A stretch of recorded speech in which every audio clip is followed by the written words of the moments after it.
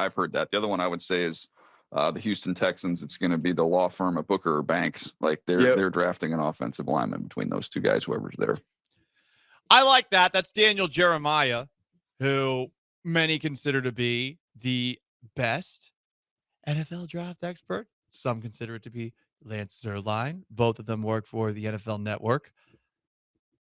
Todd McShay, he was on a podcast, Jeremiah, with McShay and Ryan Russillo, and that's where he said, hey, look, the Texans are looking at the offensive line with their pick at 25 overall. Which ones will they take? Per Daniel Jeremiah, who said it in passing really quickly, just so that you're aware of who those people are, because like most people, I am even a bit of a draft casual, you know. I believe we in this industry should admit that we don't know what we don't know. But he's looking at Tyler Booker out of Alabama, or is Banks from Alabama as well? Texas. First name? Kelvin Banks. Okay. So Kelvin Banks out of Texas, Tyler Booker out of Alabama. Yes. I'll say this about Tyler Booker. Texans love Alabama guys. Also, that definitely helps. Also, yesterday, Tyler Booker made our big board. We put together a big board. For those who don't know, is this big board based off of tape study, film study, football IQ? No.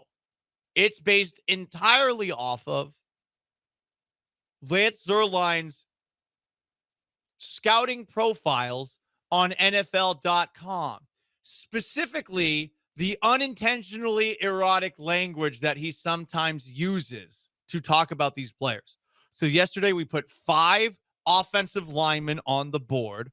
Donovan Jackson out of Ohio State, a guard. Tyler Booker, a guard from Bama, who you just heard about. Tate Ratledge, a mulleted guard from Georgia. We also put on Jonah Savai-Nea from Arizona on the board, and Joe Huber from Wisconsin on the board. Savai-Nea, who's a later round prospect, is from Samoa. That's why we put him on. Whatever. Yeah, we're stereotyping. Joe Huber played at Wisconsin. We are stereotyping. So now let's take a look at wide receivers. Hit it.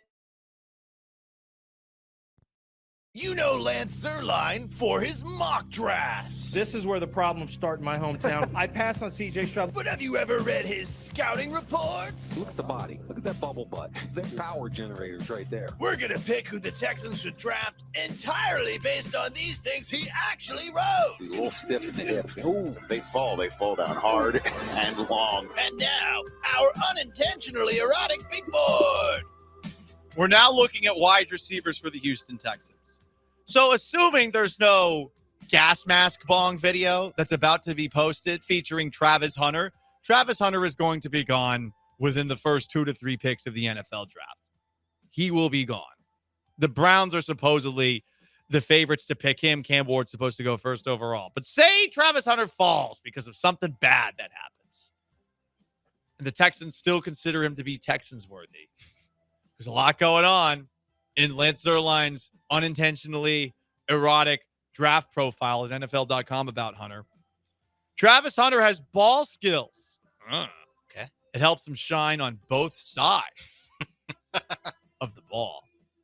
He has the burst to uncover over 3 levels. Whoa. It's a lot of levels to burst over. Third one. A great question. Ball hawking. The guy likes balls, okay? He's leggy. All over balls. And while he lacks ideal frame size, he grabs balls with sudden hands and good extension. Oh. He does have to prove he can compete against higher weight classes. It's not the worst thing. We got to put Travis Hunter on the board because it's Travis Hunter. Yeah. Like Travis Hunter could do a lot of things, and I'd still think about him even if he fell all the way to the back of the first round, including if he was in jail. I was gonna say like the gas mask bong. He probably still goes number 2. Like I don't know what would have to happen. Because it's Boulder, right? You're assuming he's probably partaking a little bit of Boulder. Yeah. I'm wondering what it would take to make him fall. In fact, I don't really want to imagine what it would take. Because it gets really dark. It does get really, really dark. Up next, prospect number 2 at wide receiver, Luther Burden III out of Missouri. That's a good name for a receiver. He has exciting ball skills. He operates with sudden, well-timed hands, but he needs to work back to prevent being contested. Well, hey, he listens as far as that last one goes. There you go. Okay. But I'm not excited about Luther Burden III. I imagine he too will likely be gone by the time the Texans pick at 25th overall. A lot of these receivers you don't really 100% know, but per Lance Zierlein, he is the second highest graded wide receiver going into this year's draft. And that's the order we're going in, the order in which Lance has ranked these on I think it's a 10-point scale. It is a numbered scale. I forgot what the scale was, but the numbers correlate to project versus immediate starter versus immediate star, that kind of thing. Number 3, Matthew Golden, Texas, who wants to be picked by the Texans based off of everything that we have seen from him on social media. He might be too good to get picked by the Texans. Probably is, especially if they're thinking offensive line in the first round. Again, gas mask bong. Maybe this is the kind of player. Now that's we can probably drop a couple picks. Artificial intelligence is pretty strong these days. Or Matthew Golden, have some fun. Have some fun, Matthew. Not too much fun. I mean, not DUI fun, but gas mask bong fun. Tunsil's probably still in town. You can use his. John Morant waving a gun around on Instagram Live. Different kind of fun. Okay, that's too much. That's a little dangerous. Matthew Golden per Lance Zierlein as we continue our unintentionally erotic big board based off of Lance Zierlein draft profiles is a willing participant in traffic. That sounds dangerous. Yeah. Took command of contested catches with better physicality and catch strength. Okay. He's also got twitchy pluck and tuck. Especially with this song on the background. Goodbye Horses from Silence of the Lambs. I'm a pretty wide receiver. Yeah, I'm in. Pluck and tuck got me. You're in? Okay. That got me. Pluck and tuck got you. Also, he wants to be here, so I think we got to put him on the board. All right, so Travis Hunter and Matthew Golden on the board. Prospect 4, Tetairoa McMillan, a wide receiver from Arizona. He has ball skills to create big wins deep. Has a feel for uncovering underneath. Whoa! And can play over the top. There we go. Damn. Full package. More ball skill talk. Elite ball skills set him apart. And a clever hand fighter. Yeah, he's done. I mean, he might be. He sounds better. He might be one. He sounds better than Hunter and Golden. I agree with you there. Yeah. Jack Beck, TCU, prospect number 5 at wide receiver that we are gauging entirely based off of erotic language from Lance Zierlein and draft prospects. Snickering at what Lance wrote. At NFL.com, by the way, a family website. They let Roger Goodell personally lets the smut on his website. This is very smutty. Jack Beck stands out as a box checker. I mean, come on, Lance.